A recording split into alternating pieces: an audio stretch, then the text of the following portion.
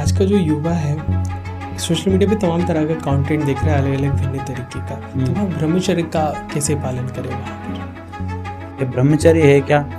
ये भगवान के द्वारा दी हुई पुरुष को सबसे बड़ी शक्ति है। जैसे नारी की सबसे बड़ी शक्ति होती है सहन शक्ति, ऐसे ही पुरुष की सबसे बड़ी शक्ति है ब्रह्मचर्य। विवेकानंद जी महाराज हमारे सामने प्रस्तुत जीवंत उदाहरण है। विवेकानंद जी महाराज जीवन भर ब्रह्मचारी रहे।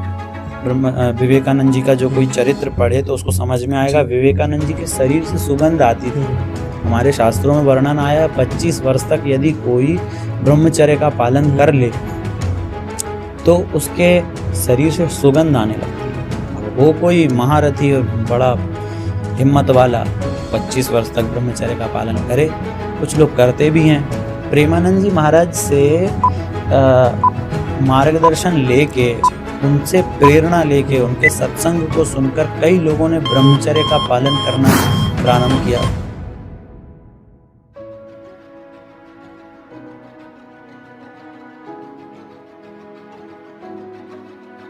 मैं आपका धन्यवाद करना चाहूँगा कि इतने व्यस्त समय से कथा में से आपने हमारे लिए समय निकाला और आप हमारे पॉडकास्ट में महाराज जी पधारे। सीधा उठ के चले आ रहे हैं। महाराज जी, मैं आपको इंस्टाग्राम पे देख रहा था, कथाओं में भी मैंने आपको देखा, यूट्यूब पे भी देखा। बहुत ही यंग है अभी आप, तो इतनी जल्दी कथा में और अध्यात्म में लग जाना। ये ऐसा कह सकते हैं, इसमें कोई अतिशयोक्ति नहीं रहेगी कि अपने जीवन को एक मार्ग पर ले जाते हैं। मार्ग अच्छा भी हो सकता है, बुरा भी हो सकता है। तो यदि हम संगत अच्छी करते हैं तो हमारा मार्ग अच्छा है, और संगत बुरी है तो मार्ग बुरा है। और अच्छे लोगों की संगत करेंगे, ब्राह्मणों की संगत करेंगे, संतों की संगत करेंगे, भगवान के प्राण प्यारे भक्तों की संगत करेंगे, तो उससे मार्ग अच्छा है, जीवन में मार्ग अच्छा है। बचपन में ही मैं आश्रमों में चला गया था पढ़ने के लिए, उसके बाद संतों का खूब सानिध्य मिला, फिर पूज्य श्री सद्गुरुदेव भगवान का सानिध्य मिला। उसके बाद आप उनके सानिध्य में गए महाराज? मैं उनके पास उनको बचपन से जानता हूँ। मैं पहले टीवी में हम लोग देखा करते थे, छोटे थे तो महाराज जी की आस्था चैनल पे या संस्कार पे लाइव आती थी। खूब उनको, गुरुदेव भगवान को उस पे सुना चैनल पे। फिर उसके बाद बड़ी इच्छा थी उनसे मिलने की। फिर मेरे एक बड़े भैया हैं श्री अनुराग दास जी, महाराज जी के विरक्त शिष्य हैं, तो उनसे मेरी भेंट हुई बनारस में। मैं छोटा था, 14 साल का रहा हूँगा उस समय। वो मुझे पहले से वहाँ मिले, उनका मेरे प्रति खूब प्रेम था, खूब भाव था। सबसे अधिक प्रेम वो मुझे बच्चों में करते थे।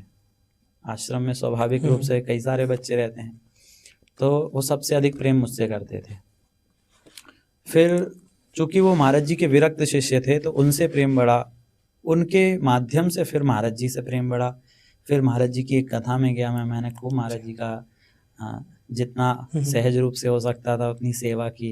महाराज जी को भी मेरा भाव अच्छा लगा, तो महाराज जी ने कृपा की, फिर अपने पास ही रख लिया। महाराज जी, आप कथाएं करते हैं तो आप में से कई लोगों के प्रश्न होते रहेंगे, क्या होते हैं मेन समस्याएं लोगों को जो आपसे पूछते होंगे जीवन को लेकर? लोगों की जीवन की उनकी समस्याएं मुख्यतः ज़्यादातर यही होती हैं कि हमारा ये काम नहीं हो रहा है, वो काम नहीं हो रहा है, या महाराज जी मेरा लव का चक्कर है आजकल मेरे पास। मैं इंस्टाग्राम पे एक्टिव रहता हूँ, कभी कभार देखता हूँ रिक्वेस्ट में ऐसे ऐसे मैसेज आते हैं जिनका वर्णन नहीं कर सकता।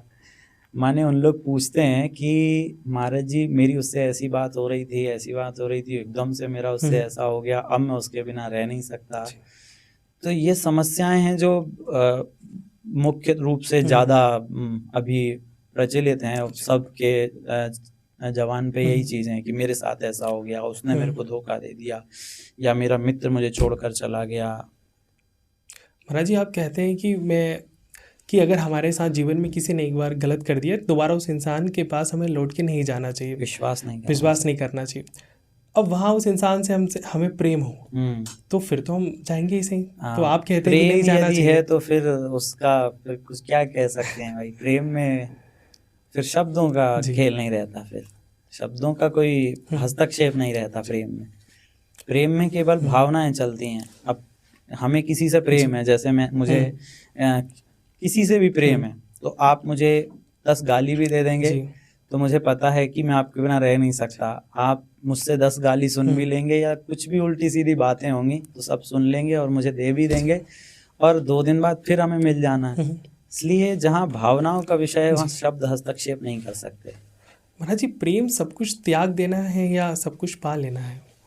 ये बड़ा उलझा हुआ सवाल जी। है आपका।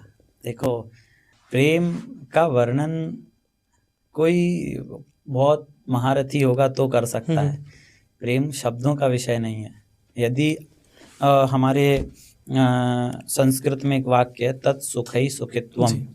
माने हमारे प्रेमी का सुख जिसमें है उस कार्य को कर लेना ही सही है। माने प्रेमी का प्रेम को पा लेना, उसमें हमारा प्रेमी सुखी है जी। तो वो कर लेना चाहिए। यदि प्रेमी हमसे कहता है कि भाई हम मिल नहीं सकते, हम ऐसा नहीं कर सकते, या आगे हमारा कोई भविष्य नहीं है, हमें देखना चाहिए उसका सुख कायम है, तो जिसमें उसका सुख हो वही कार्य करना चाहिए। महाराज जी, आज के हम यूथ को देखते हैं तो वहाँ एक नया ट्रेंड है सिचुएशनशिप का। तो वहाँ इमोशन है, सब कुछ है, लेकिन उसे किसी चीज़ का टैग नहीं देते। तो उस पर आप क्या कहना चाहिए? ये जो सिचुएशनशिप है, ये कोई भी चीज़ होती है संसार में, उसका मूल होता है, उसकी जड़ होती है। जैसे जड़ के आधार पर पूरा पेड़ खड़ा रहता है, तो बस उसी बात से हम समझ सकते हैं कि हर चीज़ की एक जड़ होती है। तो ये जो सिचुएशनशिप है वर्तमान में, इसकी जो जड़ है उसका आप उसको सुनेंगे तो आपको लगेगा कि महाराज जी ने क्या कह दिया।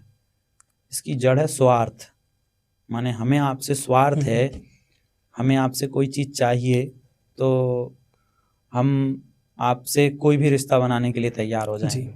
जैसे अब मेरे माता पिता हैं, मेरे पिताजी ने एक बार कहा था कि आजकल की जो बालिकाएं हैं, नई नई उम्र की 18-19 वर्ष की जो बालिकाएं हैं, वो पिताजी से कहती हैं कि अमुक चीज़ ले आओ, ऐसा ले आओ, वैसा ले आओ, हमको खाना है, हमारी चीट जो जुबान है वो चटपटा कुछ मांग रही है। तो पिताजी नहीं खिला पिला पाते इतना, फिर वो एक मित्र बनाती हैं, वो मित्र बनाएंगी तो वो चटपटा खिलाएगा। फिर इच्छा होगी कि मूवी देखना है तो फिर दूसरा होगा, फिर वो मूवी दिखाएगा। फिर इच्छा होगी कुछ कपड़े वपड़े खरीदे।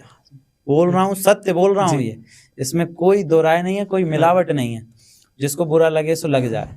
फिर वो कोई तीसरा बनाएंगी जो उनको कपड़ा दिलाए, फिर कोई चौथा आएगा जो उनको घुमाने ले जाए। यही सिचुएशनशिप है, एक पर स्थिर नहीं हो पा रहे हैं ना हम। हमारे शास्त्रों में लिखा है, जो स्त्री, किस पुराण में लिखा है, ब्रह्म वैवर्त पुराण में या शायद किसी पुराण में लिखा है कि जो स्त्री 4 पुरुषों का संग कर लेती है उसके हाथ का जल पितर भी स्वीकार नहीं करते। अब आप समझ लो कितनी बड़ी बात है। विवाह, जब वही स्त्री का विवाह होता है तो वो एक पे नहीं निर्भर हो पाती, उसके एक्सटर्नल अफेयर्स चलते हैं। फिर बात ये वर्तमान में बहुत चर्चा का विषय है।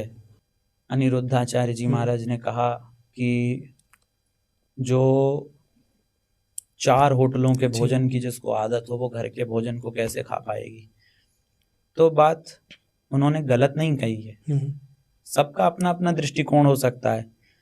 अब ऐसे समझ सकते हैं कि हमारे शरीर में कहीं कट जाए और वहाँ पर हम पूरे उस एरिया में डेटॉल लगाएं कि सारे कीटाणु खत्म हो जाएं, तो जलता वही है जहाँ कटा हुआ होता है। तो वर्तमान में भी वही स्थिति है, जल वहीं रहा है जहाँ पर दाग है, जहाँ कटा हुआ है।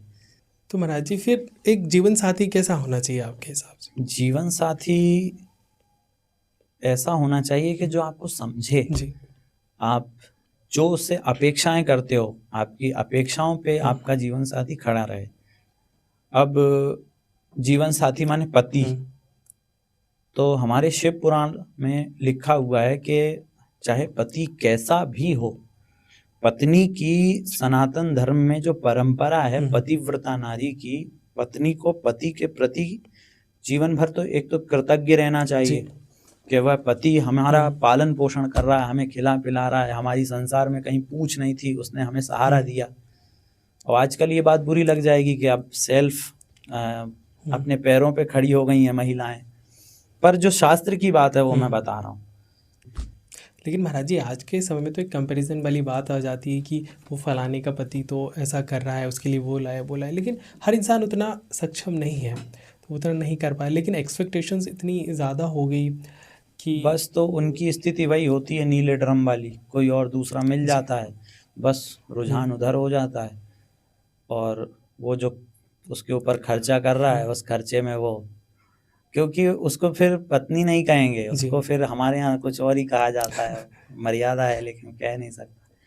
तो उन पुरुषों की स्थिति बहुत खराब हो जाती है, क्योंकि वो खुद का जीवन तो बर्बाद कर लेती हैं, उसको भी सुख से नहीं जीने देती। लेकिन महाराज जी, नीले ड्रम वाली जो बात है उसमें परिवार वालों की भी तो गलती है कि जब उन्हें पता है कि लड़की कहीं और प्रेम करती थी, फिर उन्होंने क्यों कहीं और उसका रिश्ता कर दिया। ये आपने अच्छा प्रश्न किया कि जहाँ प्रेम होता है, मैं तो ये कहता हूँ, मेरी पर्सनल भावना ये है कि जहाँ प्रेम हो वहीं विवाह करना चाहिए, क्योंकि अब कलयुग आ गया, वर्णाश्रम धर्म की अपनी व्यवस्था है, मैं उसको भी मानता हूँ, पर जब बात ऐसी आ जाए कि हम आपसे प्रेम करते हैं तो आपसे ही विवाह करेंगे, अन्यत्र अथवा किसी अन्य पुरुष से करेंगे या अन्य स्त्री से करेंगे तो हम उसको काट के ड्रम में डाल देंगे, तो फिर वहाँ वर्णाश्रम धर्म को प्रणाम करके फिर ऐसा कर लेना चाहिए, किसी का जीवन तो बच जाएगा। लेकिन महाराज जी, वहाँ परिवार वाले इमोशनल ब्लैकमेल करते हैं, हम दवाई खा लेंगे या ऐसा कर लेंगे वैसा कर लेंगे, हम कह रहे हैं वहीं तुम्हें विवाह करना है, तो फिर विवाह मत करो, फिर अकेले रहो, कह दो कि भैया ना, हमें आवश्यकता नहीं है, हम अकेले अपना जीवन जी सकते हैं, क्योंकि प्रेम वही है जिसको आप पा सकते हो। आपने अभी थोड़ी देर पहले पूछा था कि प्रेम मतलब पा लेना ही प्रेम है या त्याग प्रेम है, तो उसमें देखना चाहिए, उनको माता पिता को बोल दो, कहना नहीं भैया हम तो अकेले ठीक हैं, हम तो अकेले रह लेंगे। महाराज जी, कोई लड़की है, घर वालों ने जबरदस्ती उसकी शादी कर दी है, जिससे उनकी शादी हुई है, वहाँ उससे प्रेम नहीं है, लेकिन उसका प्रेम वही है जहाँ वो प्रेमी है, तो वो उस सिचुएशन में क्या करे, क्योंकि वो उसे भूल नहीं सकती, और इनको कैसे अपनाए जब प्रेम ही नहीं है, और जहाँ प्रेम नहीं है उसके साथ कैसे वो जीवन निभाएगी। आपने कहा कि जहाँ प्रेम नहीं है वहाँ कैसे जीवन बिताएगी, ये आपने एकदम सही कहा है। जहाँ प्रेम नहीं होगा वहाँ पे जीवन जी तो सकते हैं, आप अपना जीवन व्यतीत कर सकते हैं, पर वो जीवन का वास्तविक आनंद सुख प्राप्त नहीं होगा। जीवन का वास्तविक आनंद और सुख जानना है तो कोई प्रेम करे। तो ऐसा है कि क्या कहूँ, एक ऐसी बात है कि हमारी शादी कहीं और हो गई किसी से, हमारा मन उसके साथ नहीं लगता, अब हमारा मन किसी और के साथ लगा हुआ है, तो हम उस घर में रह ही नहीं पाएंगे। हम सारे काम करेंगे पर उस आदमी को एक्सेप्ट नहीं करेंगे। ये ऐसा कह सकते हैं सरासर जीवन बर्बाद कर देना।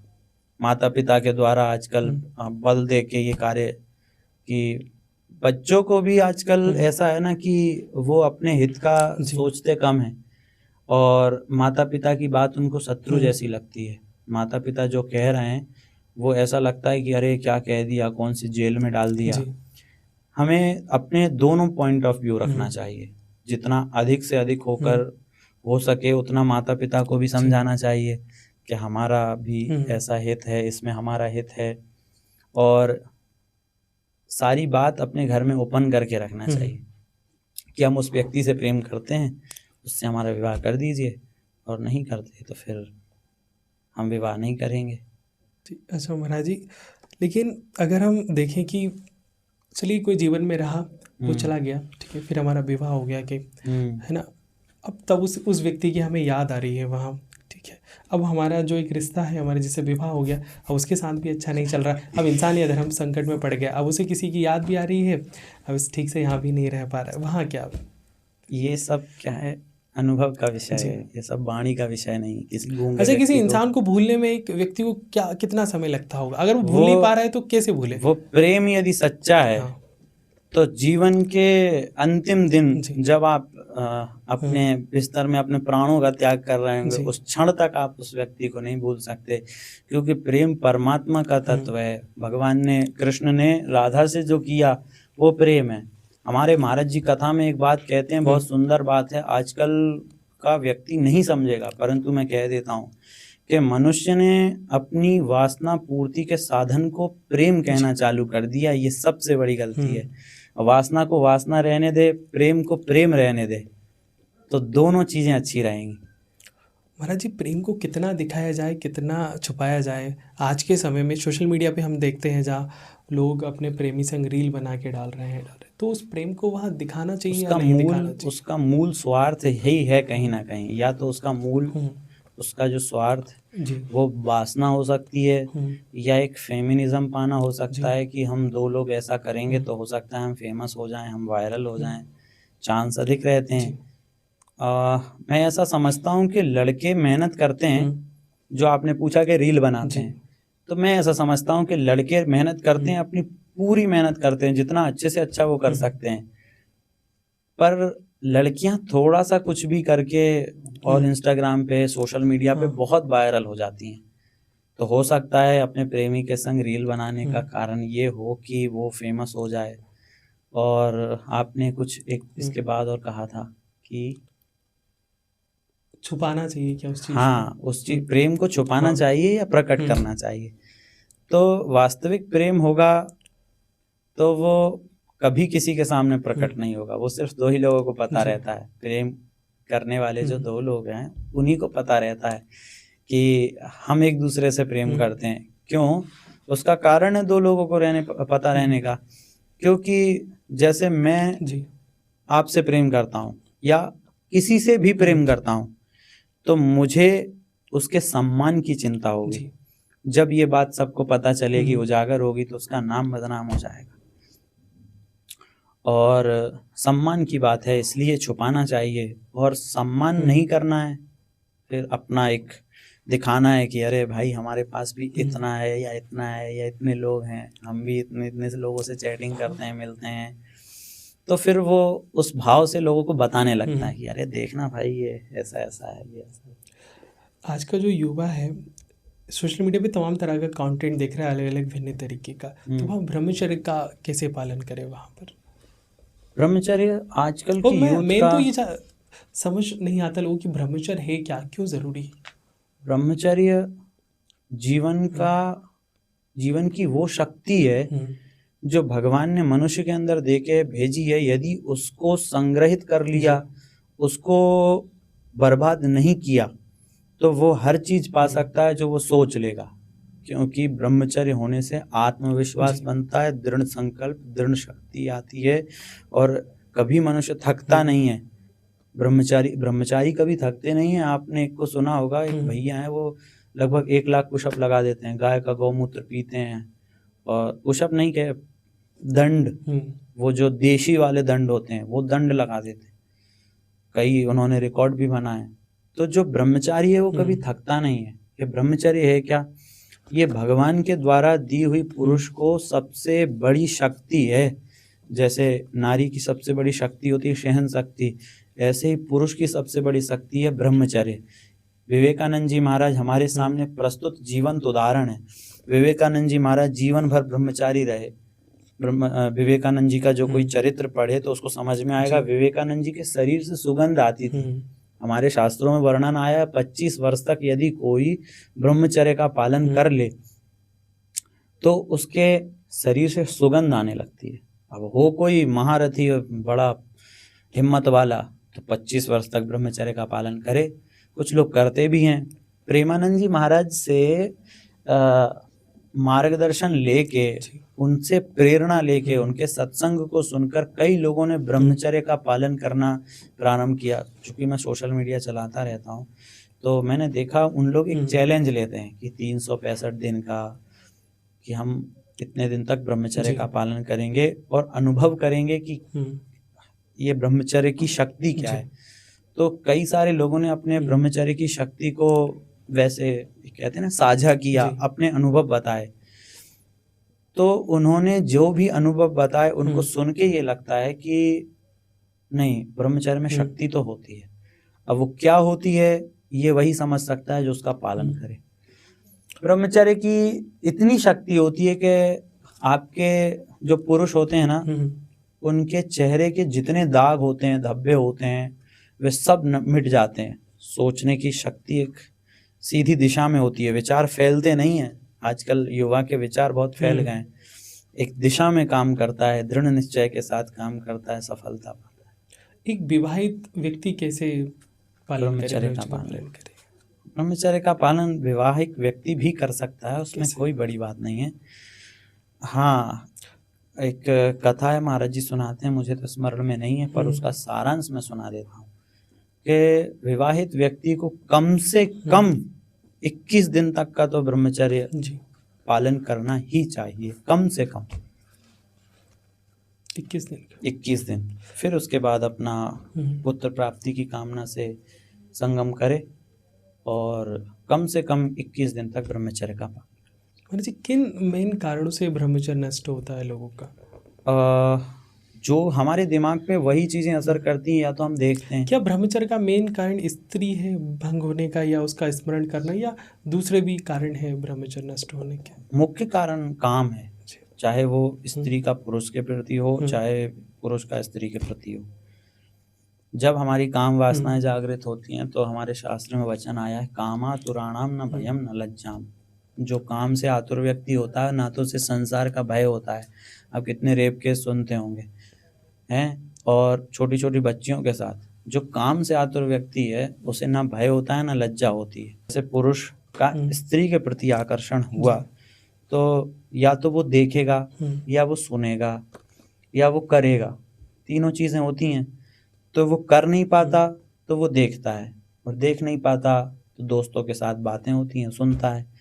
तो उसका जो प्रभाव है उसके चित्त पर पड़ता है, उसकी बुद्धि पर पड़ता है।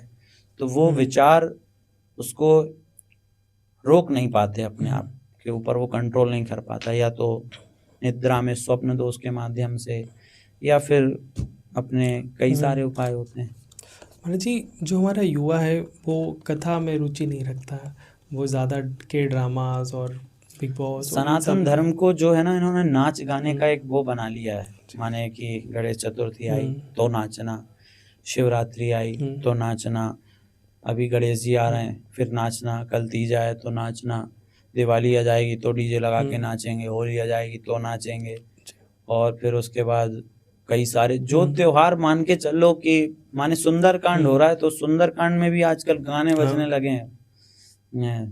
कौन सा गाना था वो, कल कोई गाना था, तड़पाओगे तड़पा लो, तड़प तड़प कर हम तुम्हारे गीत गाएंगे, ऐसा कुछ गाना था। वो चल रहा था सुंदरकांड में। तो माने कलयुग इतना बढ़ गया है कि आदमी ने हर सनातन धर्म के जो भी काम होते हैं उन सबको नाच गाने के रूप में परिणत कर दिया। अब कथा का भी वही स्वरूप हो गया। यदि आप कथा व्यास है तो आपको गाना जरूर आना चाहिए। आपको गाना नहीं आते तो आपकी प्रसिद्धि नहीं हो सकती। या तो आपको बहुत अच्छा बोलना आना चाहिए, ऐसा बोले कि आपके सामने कोई टिक ना पाए। और आप शास्त्र की बात कर रहे हैं तो आपको कोई नहीं सुनेगा। वहाँ कथा में लोग सोते हैं, मैंने देखा है अपनी आंखों से लोगों को सोते हुए। फिर उनको जगाने के लिए एक दो भजन करने पड़ते हैं। तो जो स्वाभाविक रुचि है युवा की हो अथवा किसी की भी हो, वो नाचने गाने अथवा भजन के प्रति है, वो कथा श्रवण के प्रति नहीं है। जब कथा श्रवण करेंगे तो हमारे हृदय में स्वाभाविक रूप से सात्विक विचार आने लगते हैं। सात्विक विचार जब आएंगे तो हम सब कुछ अच्छा करते हैं। तो मेरा जो युवा, वैसे तो काफी सारे युवा हमारे श्री बागेश्वर महाराज से, श्री इंद्रेश जी से, प्रेमानंद महाराज जी से, अनिरुद्धाचार्य जी से, प्रदीप मिश्रा जी से प्रेरणा लेके कुछ युवा ऐसे हैं जो कथा सुन रहे हैं और धर्म के मार्ग पर चल रहे हैं। तो मेरा जो लोग नहीं सुन रहे हैं उनसे अनुरोध है कि भैया अपना कल्याण चाहते हो, अंत तो गत्वा दुर्गति होना ही है यदि बुरे कर्म कर रहे हैं तो। यहाँ का जो कर्म किया हुआ है वो उसको भोग के यहीं जाना है। यदि हम कोई ऐसा कुकर्म कर रहे हैं तो उसकी दुर्गति हमें होगी ही, यहीं भोग कर जाएंगे। मैंने देखा 6-6 महीने लोग वेंटिलेटर पे पड़े रहते हैं, इंतजार करते हैं कि कब हमारे प्राण निकल जाएं, हम मर जाएं, इतना कष्ट हो रहा है। तो हम जो कुकर्म कर रहे हैं उनको सुधारने का एक ही तरीका है, कथा। भगवान की चर्चा सुनो और उसको मनन करो, स्मरण करो। जो युवा नहीं सुनते हैं उनसे निवेदन है भैया सुना करो सब लोग। महाराज जी, कर्म जैसे मान के चलिए मैं सुबह उठता हूँ, सुबह तैयार होता हूँ, रेडी होता हूँ, ऑफिस आ जाता हूँ, फिर शाम को घर चला जाता हूँ, खाना खाता हूँ, सो जाता हूँ। तो कर्म करते करते मैं अध्यात्म में अपनी कैसे रुचि रखूँ कि मैं अपनी ऐसा क्या करूँ कि मेरी दिनचर्या में अध्यात्म आ जाए? आप इस बात को जानते हैं, पर मैं आपको बता देता हूँ कि कर्म ही पूजा है। अब कई सारे लोग ऐसे हैं जिन्होंने अपने काम को एंजॉय किया और उस काम में उन्हें इतना मजा आने लगा कि वो एक स्तर पे पहुंच गए, एक लेवल पे। तो हमें हमारे काम में मजा आना चाहिए। अब जैसे मैं कथा सुनाता हूँ और गया, कथा सुना के आ गया, मुझे खुद समझ में नहीं आया मैंने क्या कह दिया, तो मुझे खुद पे विश्वास नहीं है तो फिर कैसे होगा। बस मैं जो कर्म कर रहा हूँ उस पर मुझे विश्वास रहना चाहिए, उसके प्रति हृदय में भाव रहना चाहिए, उसके प्रति श्रद्धा रहना चाहिए कि यही सब कुछ है मेरा। सब भगवान ने कर्म करने के लिए भेजा है ना धरती पे, तो कर्म के प्रति निष्ठा का पूर्ण आदर करना चाहिए। कभी भी कर्म के प्रति निष्ठा में कमी नहीं आना चाहिए।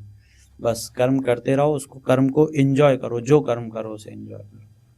महाराज जी, आप जब कथा करते हैं तो कथा में मान के चलिए हमारे कृष्ण जी का भी उसमें उल्लेख होता है, तो वहाँ आप क्या सिखाते, क्या मार्गदर्शन करते हैं वहाँ? देखो, परफेक्ट मैन इस धरती पर एक ही हुआ है जिन्होंने प्रेम किया, तो ऐसा किया कि आज भी गली में कोई घूमता मिल जाए तो उससे कहते हैं बड़ा कन्हैया बना घूम रहा है। जिन्होंने युद्ध किया तो ऐसा किया कि उसके बाद आज तक कोई महाभारत नहीं हुई। जिन्होंने चोरी की तो ऐसी की कि कोई बच्चा अपने घर में चोरी करे तो उसकी मैया आज भी प्रेम से कहती है अरे कन्हैया, या अमुक अमुक प्रकार से उन्होंने शिक्षा दी तो ऐसी दी कि वह भगवत गीता बन गई और आज मनुष्य मात्र का कल्याण उस भगवत गीता से हो रहा है। जिन्होंने जब वो शिष्य बने तो वो ऐसे शिष्य बने कि गुरु का जो पुत्र था वह मर गया था, अपने गुरु के मरे हुए पुत्र को जीवित करके अपने गुरु को गुरु दक्षिणा में दिया। जिन्होंने मित्रता करी तो ऐसी मित्रता करी कि उनकी मित्रता की आज भी सुदामा और कृष्ण की कस्में खाई जाती हैं। अपने मित्र को सब प्रेम से सुदामा कहते हैं। तो उन्होंने जो कर्म किया उससे हमें प्रेरणा लेना चाहिए। उनका ये नहीं देखना चाहिए उन्होंने रास किया, नचना गाना किया। अरे भाई, जो किया उससे तो पहले सीख लो, फिर जो नहीं ग्रहण करना चाहिए वो सब क्या है। मनुष्य की जो बुद्धि हो गई है वो बहुत बहुत बहुत नीचे लेवल पे चली गई है। अब भगवान के रास का जो समय था उस समय श्री वेद व्यास जी महाराज ने वर्णन करते समय सबसे पहले उस श्लोक में लिखा है भगवान पिता रात्रि, माने ये किसी मनुष्य की लीला नहीं है, यह परम पिता परमेश्वर की भगवान की लीला है। जब शरद पूर्णिमा को रास किया तो कुछ विधर्मी लोग ये कहते हैं अरे तुम्हारे कन्हैया ने ये किया वो किया। उन सबसे मैं कह देना चाहता हूँ कि भैया उन्होंने जो किया पहले तुम करके दिखा दो। उन्होंने महाभारत का युद्ध बिना शस्त्र उठाए कर दिया, तुम कर लो। सही बात है गुरु जी। तो यही है, अपनी कथा में बताते समय मैं यही विशेष रूप से जोर देता हूँ कि भगवान ने जो किया उसको उसके स्वरूप की विकृति करके फिर अपने जीवन में मत उतारो। उसका जो सार तत्व है उसको अपने जीवन में उतारो। महाराज जी, आपने कहा कि कृष्ण भगवान और सुदामा जी की मित्रता पे भी आपने कहा, आपके एक मित्र हैं जिनके बारे में अक्सर आप बताया करते हैं, तो कैसा है आपका और उनका रिश्ता? मेरी और उनकी मित्रता ऐसी है कि मेरा कुछ नहीं है तो वो है, मेरा सब कुछ है तो वो है। मेरे को मारना है या लड़ना है या उससे कुछ भी कहना है तो मेरे लिए वो है जी। मेरे और उसके बीच में कोई मर्यादा नहीं है। शब्द कम पड़ जाएंगे शायद उसकी और मेरी मित्रता का वर्णन करने में, पर हम आज से साथ नहीं है। हम जब जानते नहीं थे कि दुनिया क्या होती है, झूठ क्या होता है, पाप क्या होता है, सत्य क्या होता है, ये सब नहीं जानते थे, तब से हमारी उससे मित्रता है। और वो जो बचपन में मित्रता होती है जो स्वार्थ से रहित होती है वही जीवन भर चलती है। अब हम बड़े हो गए तो हमारी आपसे मित्रता हो गई क्योंकि आप पॉडकास्ट करते हैं, हमें कहीं ना कहीं फेमस कर सकते हैं या हमारा एक चेहरा सब लोगों के सामने आ सकता है। इस भाव से मैं आपसे मित्रता कर लूंगा, पर वो मित्रता वैसी नहीं रहेगी। आपकी और मेरी मित्रता के बीच में मर्यादा रहेगी और वो भाव भी वैसा भाव भी नहीं आएगा। जो बचपन की मित्रता होती है वही वास्तविक मित्रता है, क्योंकि उस समय बच्चे कुछ जानते ही नहीं है। बचपन की दोस्ती अंतिम तक चलती है, फिर मर्यादाएं नहीं रहती ना। फिर आपका जो है वो हमारा है, हमारा जो है वो आपका है।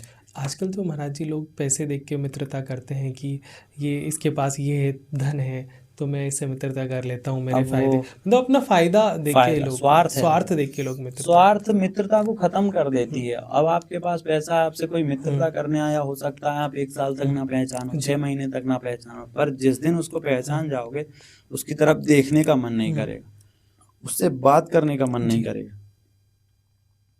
कई लोग आते हैं जीवन में ऐसे, माने आप मेरे पास भी आते हैं, ऐसा नहीं है आपके पास, मेरे पास आएंगे, मेरे साथ 2 4 6 फोटो खिंचा के ले जाएंगे और फिर डालेंगे, मुझे मेंशन करेंगे, फिर मैं उनको मेंशन बैक दूंगा ताकि लगे कि विवेक जी ये बहुत करीबी हैं। तो ये जो स्वार्थ से किए हुए काम होते हैं वो संसार का व्यवहार हो सकता है पर वो मित्रता नहीं हो सकती। मित्रता, सच्ची मित्रता किसे कहते हैं? आपके सुख में आपका मित्र साथ खड़ा हो चाहे ना खड़ा हो, पर आपके दुख में आपसे आगे खड़ा मिलेगा।